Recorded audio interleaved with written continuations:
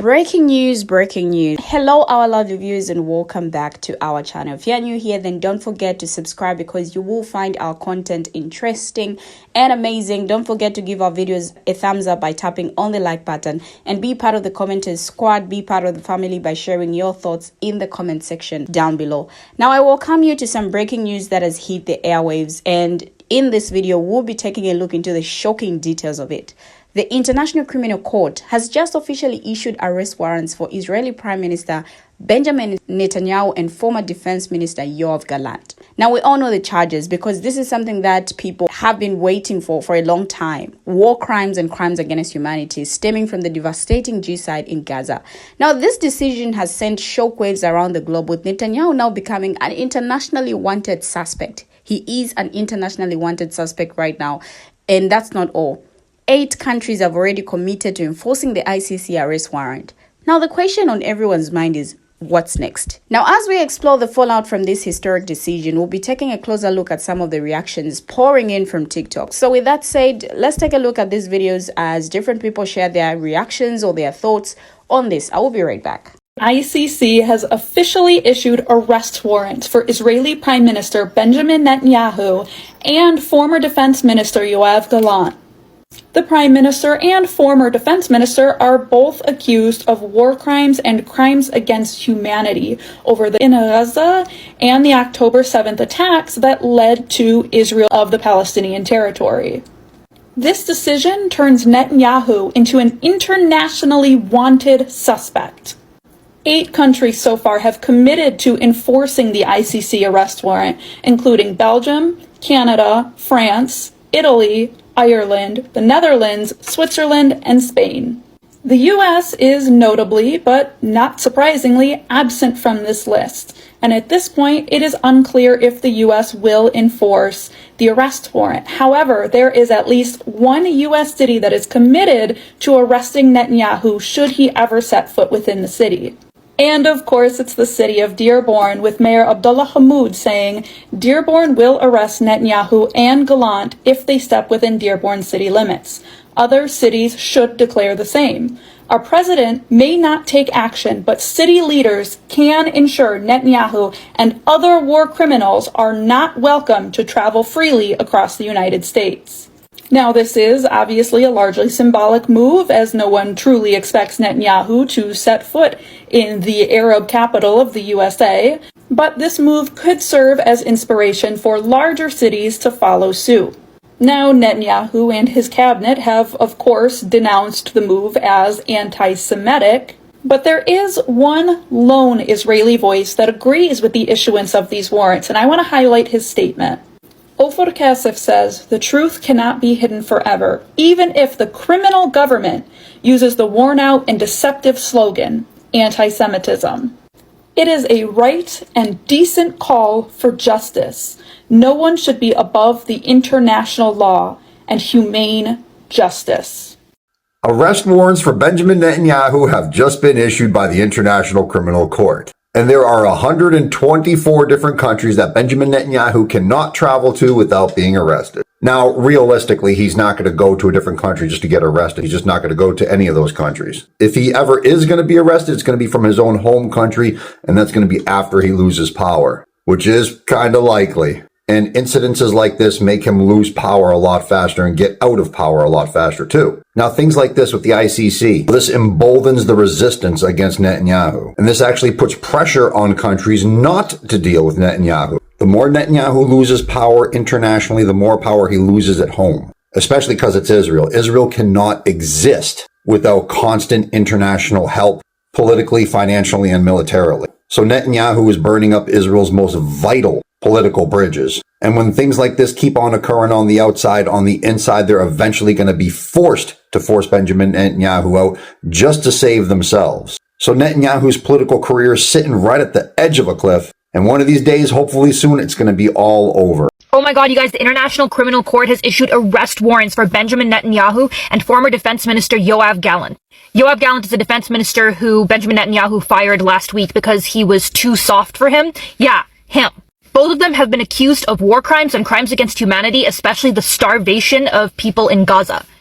The ICC prosecutor has also asked for arrest warrants for Ismail Haniyeh, Yahya Sinwar, and Mohammed Daib. And those are three of the Hamas leaders who they also argue have committed war crimes. Of course, Israel argues all three of those leaders have action. Now, here is what you need to know. The International Criminal Court was created through the Rome Statutes in the 1990s, okay? And countries have to sign on to the ICC for the ICC to have jurisdiction. But the ICC has jurisdiction on their land or of their citizens. So in this case, Palestine is a state party to the ICC. So even though Israel is saying you don't have jurisdiction because we never signed the statute, the International Criminal Court can't come after us. In fact, they can.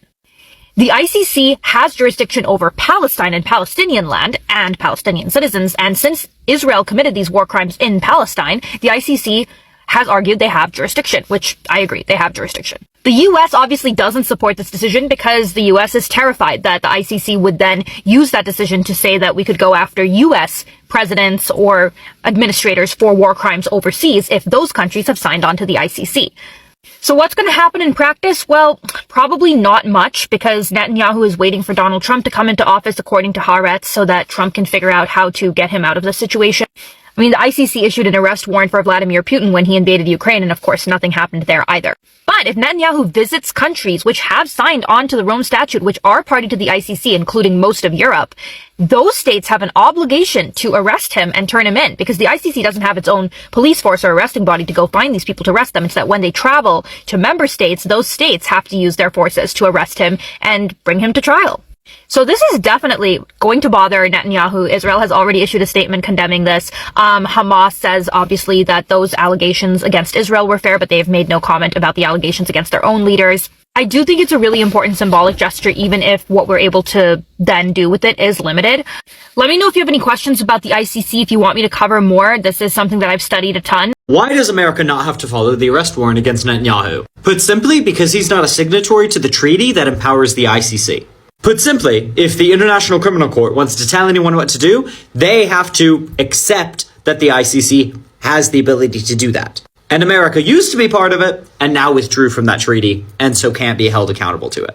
This does not mean if Netanyahu enters America, they still can't arrest him, and it doesn't mean they actually don't have an obligation to. They still would have an obligation to arrest him, not under ICC reasons, but because of the ICJ, the International Court of Justice, they could preemptively arrest him or preemptively try him under domestic law, implementing international law. So he's clearly violating international law. He's clearly committing mass atrocities against the Palestinians. America could and should hold him to account, and arguably does have a legal obligation too. But the arrest warrant from the International Criminal Court doesn't change any of that for America.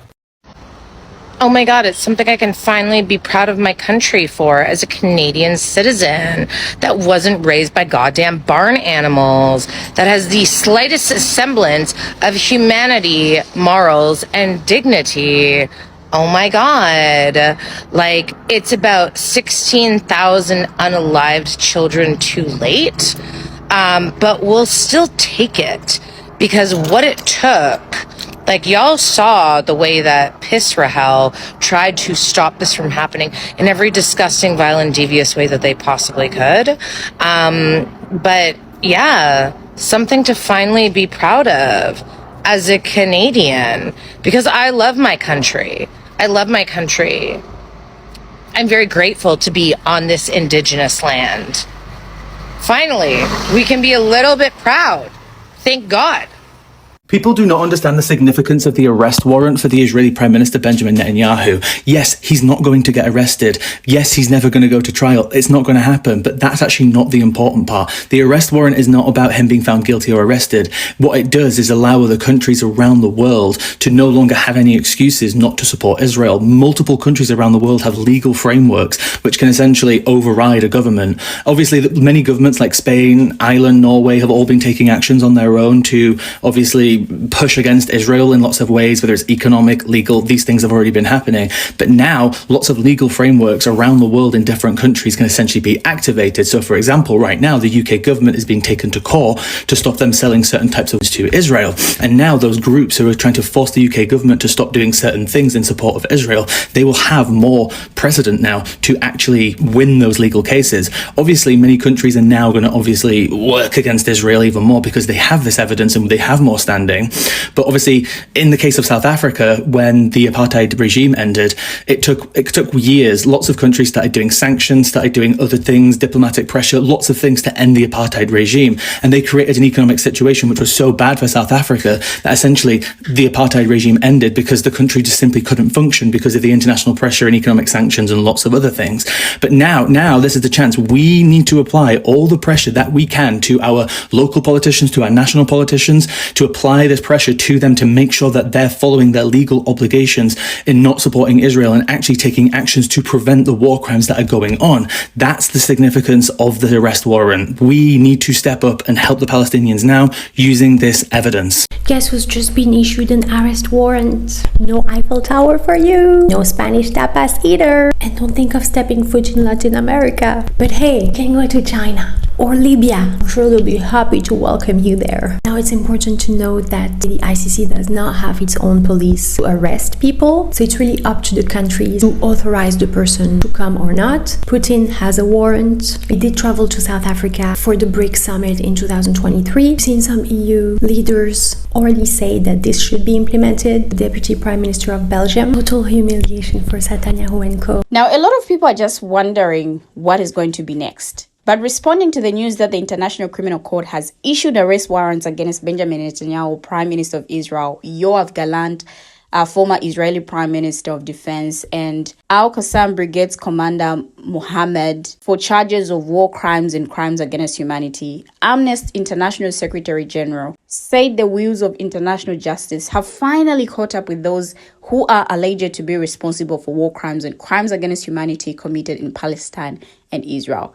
Today's arrest warrants represent a historic breakthrough for justice and must signal the beginning of the end of the persistent and pervasive impunity at the heart of the human rights crisis in Israel and the occupied Palestinian territory. Prime Minister Benjamin is now officially a wanted man. Following his indictment, as well as the indictments of Gallant and Mohammed, ICC member states and the whole international community must stop at nothing until these individuals are brought to trial before the ICC's independent and impartial judges.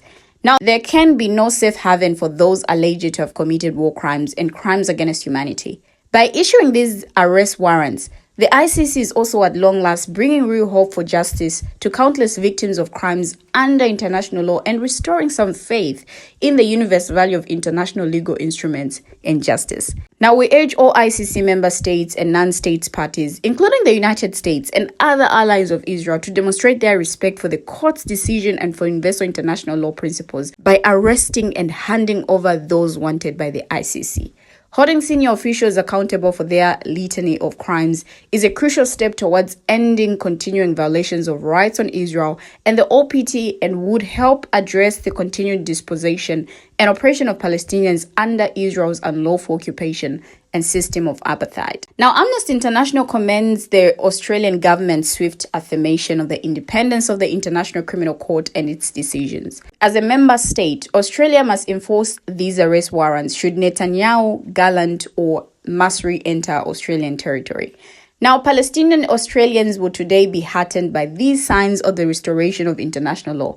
No one is above the law, and perpetrators must be brought to justice, regardless of who they are. This is a historic moment in the pursuit of justice for civilians in Gaza, who are already at grave risk of genocide, and Palestinians who live under an unlawful occupation enabled by the system of oppression and domination of apartheid. Now, the ICC's arrest warrants for Netanyahu and Gallant unequivocally include charges of war crimes which amount to grave breaches of the Geneva Conventions.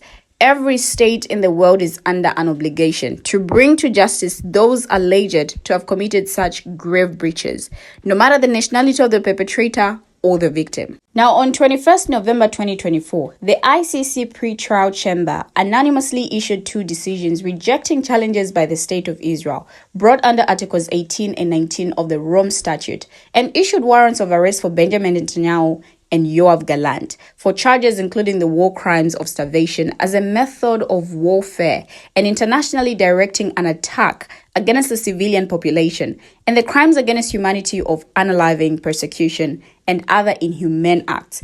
Now, the same chamber also issued an arrest warrant for Mohammed al-Masri on charges since 7 October 2023, including the crimes against humanity of unaliving, torture, rape, and other forms of violence, and war crimes of unaliving, intentionally directing attacks against civilians, stage-taking, rape, and other forms of violence, cruel treatment, and outrages upon personal dignity.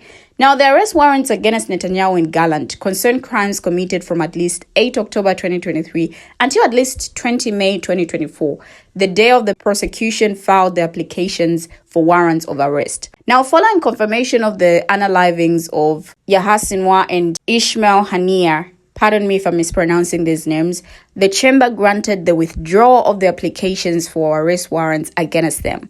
With respect of Muhammad, the chamber has noted that it is not currently in a position to determine whether he has been unalived or remains alive. Now, on 20 May 2024, the ICC prosecutor filed applications for warrants of arrest before pre-trial chamber concerning Yahya Sinwar, Mohammed Dab Ibrahim al-Masri, and Ismail Haniyeh for war crimes and crimes against humanity allegedly committed on the territory of Israel and the state of Palestine in the Gaza Strip from at least 7 October 2023, and Benjamin Netanyahu and Yoav Gallant for war crimes and crimes against humanity allegedly committed on the territory of the state of Palestine in the Gaza Strip from at least 8 October 2023.